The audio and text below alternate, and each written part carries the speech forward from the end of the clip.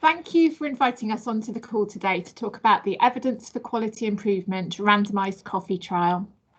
My name is Andrea Gibbons and I'm the lead for the Evidence for Quality Improvement project, and I'm based in Somerset NHS Foundation Trust. Before we talk about the randomised coffee trial, let me just tell you a little bit about the Evidence for Quality Improvement project. Evidence for QI, or E4QI, is a national project that aims to support the QI community to better use evidence in improvement projects. It won funding from the Health Foundation and NHS England and improvements through the Q Exchange at the end of 2019. The project was created to tackle a problem. What was that problem? It was that QI teams do not routinely find, use or share evidence in quality improvement projects. As a result, we repeat mistakes, work less efficiently, make uninformed decisions and reinvent the wheel. And just to make it clear, I am a QI advisor and member of the QI team, so I'm talking about myself. How are we trying to achieve our aim? Well, we're trying to do this in three main ways. Firstly, empowering and equipping the library and knowledge services teams across our community to support the evidence needs of QI. Secondly, we're trying to create an appetite in the QI community for using and sharing knowledge, evidence and best practice. Thirdly, we're trying to make connections, build relationships and create a community committed to sharing knowledge. So moving on to the randomised coffee trial, what is a randomised coffee trial and why did we run one?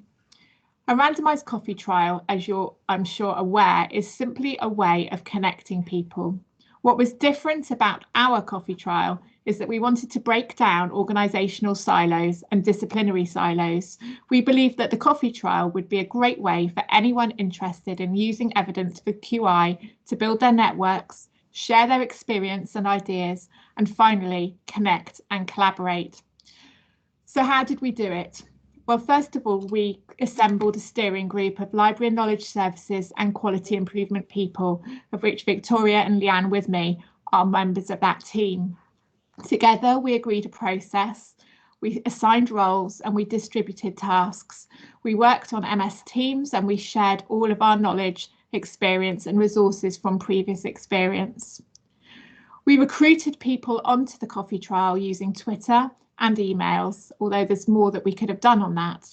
And in total, 122 people signed up by the deadline. These were a mix of QI and library and knowledge services people, as well as some people with lived experience and people from outside the UK and Ireland as well. So we had people as far away as Australia taking part in the event.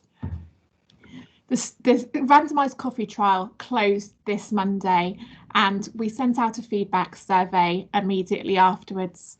So far, of the 122 people who took part in the randomised coffee trial, 72 have replied and shared their feedback with us, which has been very positive, very encouraging, and given us some thoughts and tips on where to focus when we next run it, again in January 2021. During the randomised coffee trial, we also encouraged participants to tweet, and we also ran a competition to create a strapline to help us promote the next round of the randomised coffee trial in January 2021. I'm now going to pass over to my colleagues to continue the story of the randomised coffee trial. Thank you. Thank you, Andrea. Hi everyone, I'm Victoria. I work as a knowledge manager in NHS England and NHS Improvement, and I'm also part of the Evidence for QI network.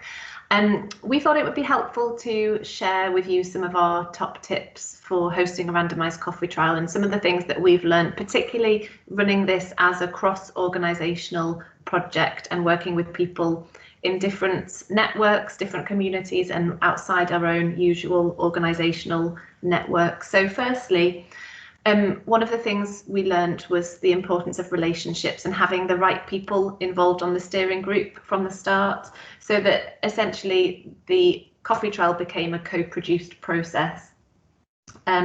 We made sure that that invite was open so that everybody in the steering group felt welcome and able to contribute. The randomised coffee trial itself was open to everybody who had an interest in using evidence for QI. So it was very broad. The invitation was extended to anybody with that interest. And that meant we had some really wide-ranging pairs as well when it came to matching people up, including people with lived experience who we may not have reached otherwise. Secondly, make sure that there's good leadership to your project. So Andrea headed up our efforts and was pivotal in nurturing this collaborative approach. And she coordinated and encouraged everybody in the steering group to take part, but also give us space not to if we felt that that was right for us. And it's ended up being very much our project and not just hers. And I know that's important to her and all of us so that the project's sustainable. Thirdly, use your network. So we wanted to find the right people so that we could share meaningfully, and we tapped into both library and QI networks, mainly across Twitter, to share the message and recruit people, and that undoubtedly helped us to recruit the great number of people that we did in the end. Fourth point, so using people's skill sets optimally, and we knew that on the steering group we had people with tons of experience who had also run local randomised coffee trials in their own organisations. So we harnessed the skills that we had in the group.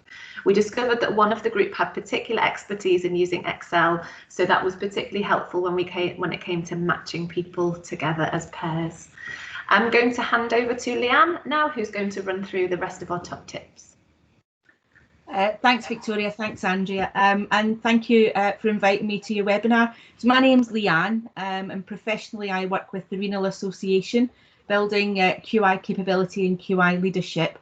And personally, I'm also proud to say that I'm an ambassador for the Academy of Fabulous Stuff. So number 5, no, sorry. So yes, so using the right tools. What we did was we made sure that there were people in the steering group who had already done a randomised coffee trial. So we shared our examples of good practice, and we kept them all in one place. And we had lots of email templates and visual templates. We have a motto, don't reinvent the wheel, pinch with pride, and that was very much the theme that we had with our tools. Just make sure that they're all in one place, and we had a really good repository.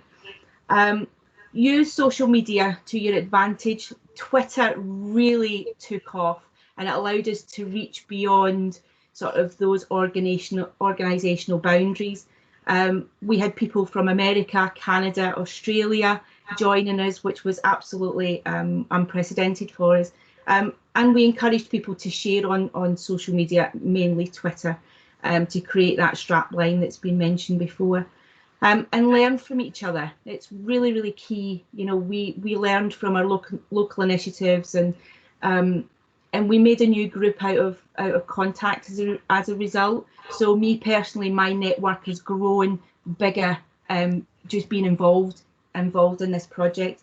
And I think lastly, the most important thing is have fun, especially in these really difficult times.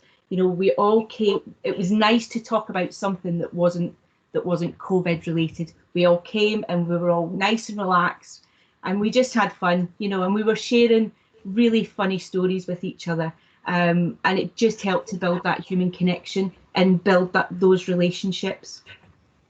So I think that's our time up. So thank you very much for your time. Please get in touch with us if you want any more information. We're more than happy to share any of our tools with you. We're also happy to take any questions or comments just now.